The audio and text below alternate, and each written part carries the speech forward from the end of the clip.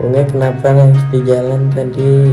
Ya nih kak, Bonge lagi pusing, banyak banget yang nagih uang ke Bonge. Itu juga bukan salah mereka, salah Bonge juga. Belakangan ini nama Bonge menjadi viral dan sorotan publik. Bonge merupakan salah satu seleb Citayam Fashion Week. Beberapa waktu lalu Bonge kedapatan menangis di pinggir jalan, lantaran uang endorse diminta balik. Sejak Citayam Fashion Week dibubarkan pemerintah, nasib Bonge dan kawan-kawan jadi pertanyaan publik. Melansir Tribun Style, Sabtu, tanggal 30 Juli tahun 2022, pemerintah DKI Jakarta resmi bubarkan Citayam Fashion Week, tongkrongan Bonge dan kawan-kawan. Tongkrongan Bonge dan kawan-kawan, Citayam Fashion Week di kawasan Duku Atas ini dibubarkan sejak Rabu, tanggal 27 Juli tahun 2022. Sejak Citayam Fashion Week dibubarkan, Bonge mengaku gelisah.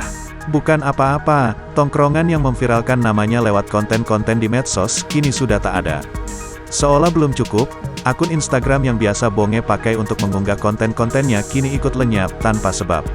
Ketika tahu akun Instagramnya lenyap, Bonge sempat hilang akal. Dikuti dari Tribun News, Sabtu, tanggal 30 Juli tahun 2022. Bonge akui akun tersebut cukup penting. Sebab, lewat akun tersebut, ia mengunggah konten-konten endorse. Kini, ketika akun tersebut hilang, satu persatu pemilik brand tagih Bonge untuk mengembalikan uang endorse. Masalahnya, Bonge tak bisa mengembalikan uang endorse tersebut.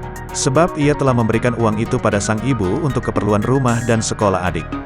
Tak bisa mengembalikan uang endorse, Bonge hilang akal. Di tayangan live-nya, sang seleb Citayam Fashion Week ini mengaku tak sanggup sampai menangis di pinggir jalan.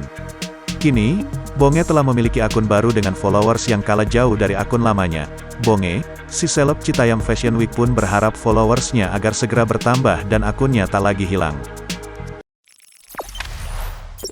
Jangan lupa subscribe, share, komen, dan like ya!